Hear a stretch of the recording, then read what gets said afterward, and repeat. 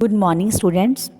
आज हम कक्षा 10वीं से पुस्तक स्पर्श भाग 2 से पाठ 8 जो कि कविता है कर चले हम फिदा, जिसके राइटर कैफ़ी आज़मी हैं, की व्याख्या करेंगे।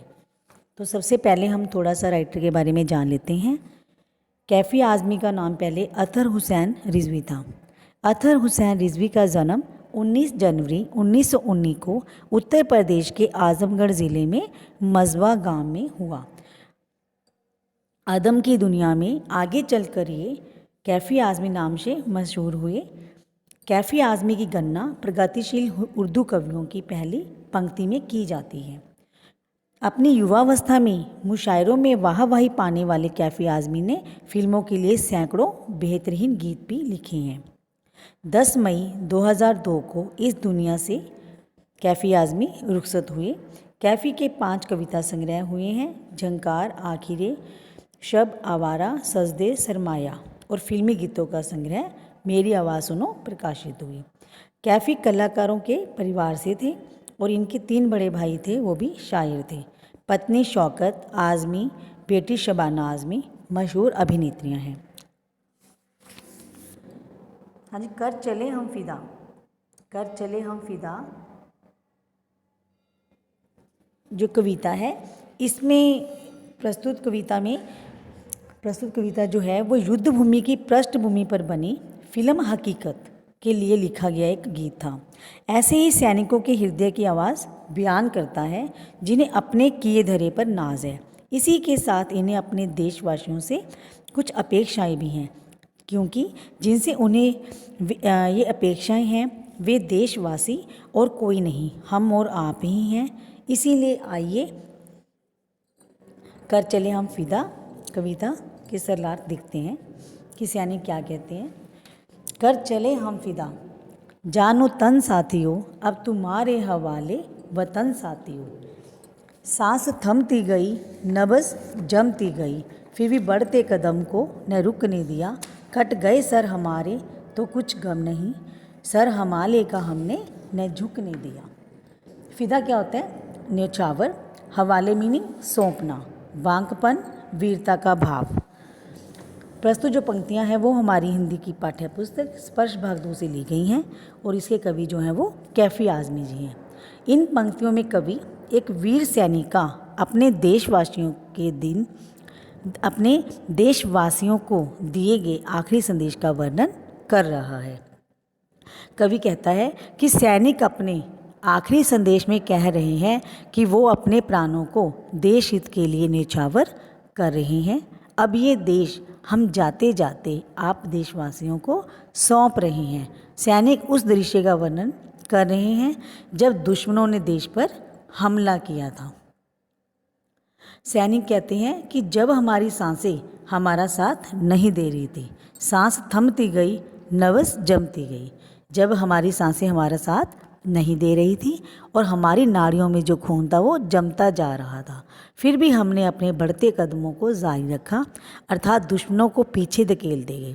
सैनिक गर्व से फिर कहते हैं कि हमने अपने सर भी कटवाने पड़े, कट गए सर हमारे तो कुछ गम नहीं। अगर हमें अपने सिर भी कटवाने पड़े तो हम हमारे गौरव के प्रतीक हिमालय को झुकने नहीं देंगे, अर्थात हिमालय पर दुश्मनों के कदम नहीं पड़ने देंगे। हमें मरते दम तक वीरता के साथ दुश्मनों का मुकाबला करते रहेंगे। अब इस देश की रक्षा का भार आप देशवासियों को सौंप रहे हैं। जिंदा रहने के मौसम बहुत हैं मगर जान देने की रुत रोज़ आती नहीं। हुस्न और इश्क दोनों को रुसवा करें, वो जवानी जो खूह में नहाती नहीं। आज धरती बनी है दुल्हन साथियों, अब तुम्हारे हवाले वतन साथियों। रुत मैंने होता है मौसम, हुस्न सुंदरता, रुसवा बदनाम, और खूह मतलब खून। सैनिक कहते हैं कि हमारे पूरे जीवन में हमें ज़िंदा रहने के कई अवसर मिलते हैं, लेकिन देश के लिए प्राण न्यौछावर करने की खुशी कभी कभी किसी को ही मिल पाती है।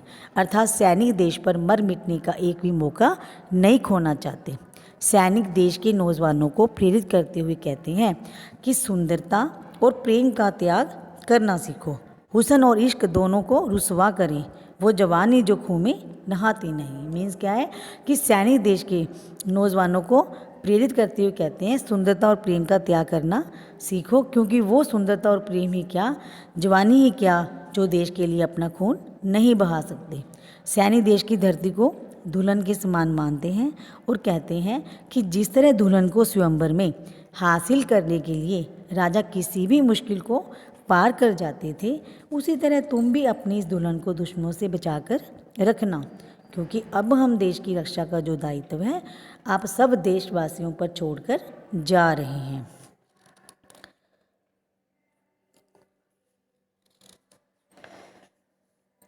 राह कुर्बानियों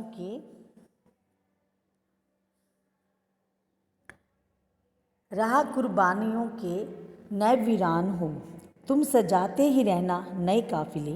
फतेह का जश्न इस जश्न के बाद है, जिंदगी मौत से मिल रही है गले।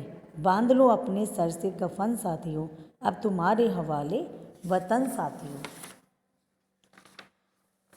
हाँ जी, कुर्बानियाँ मीनिंग होता है बलिदान, वीरान सुनसान, काफिले क्या होता है यात्रियों के समूह, फतेह जीत, जश्न खुशी। इन पंक्तियों में सैनिक देशवासियों को देश के लिए बलिदान करने के लिए तैयार रहने को कहते हैं। सैनिक कहते हैं हम तो देश के लिए बलिदान दे रहे हैं, परंतु हमारे बाद भी ये जो सिलसिला है वो चलते रहना चाहिए, रुकना नहीं चाहिए। जब भी ज़रूरत हो तो इसी तरह देश की रक्षा के लिए एकजुट होकर आगे आना चाहिए। जीत की खुशी तो देश पर प्राण न्यौछावर करने की खुशी के बाद दोगुनी हो जाती है। ऐसी हालत में उस स्थिति में हमें ऐसा लगता है कि मानो जिंदगी मौत से गले मिल रही हो। अब ये देश जो है वो आप देशवासियों को सौंप रहे हैं। अब आप अपने सर पर मौत की चुनरी बांध लो, मीन्स जो कफन है वो बांध लो, अर्थात अब आप देश की रक्षा के लिए तैयार हो जाओ।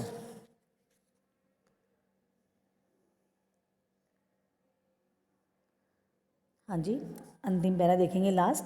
खींच दो अपने खून से ज़मी पर लकीर, इस तरफ आने पाए न रावण कोई। तोड़ दो हाथ अगर हाथ उठने लगे, छू न पाए सीता का दामन कोई। राम भी तुम ही लक्ष्मण साथियों, अब तुम्हारे हवाले वतन साथियों। ज़मी क्या होता है ज़मीन, लकीर क्या होता है रेखा। हाँ जी, सैनिक कहते हैं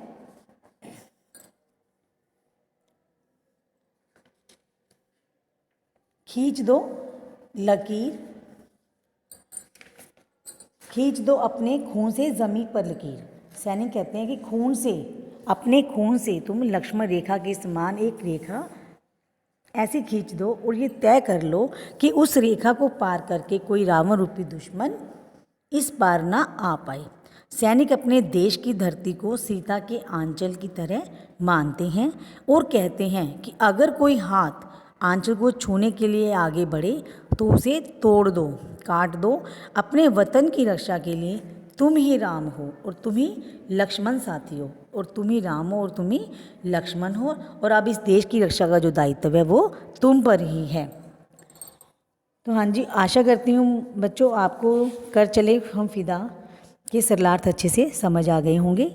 आपने ये पूरी कविता अच्छे से रीड करनी है, इसकी व्याख्या करके देखनी है, और फिर हम इसके प्रश्न उत्तर जो हैं वो लिखेंगे और याद करेंगे। धन्यवाद।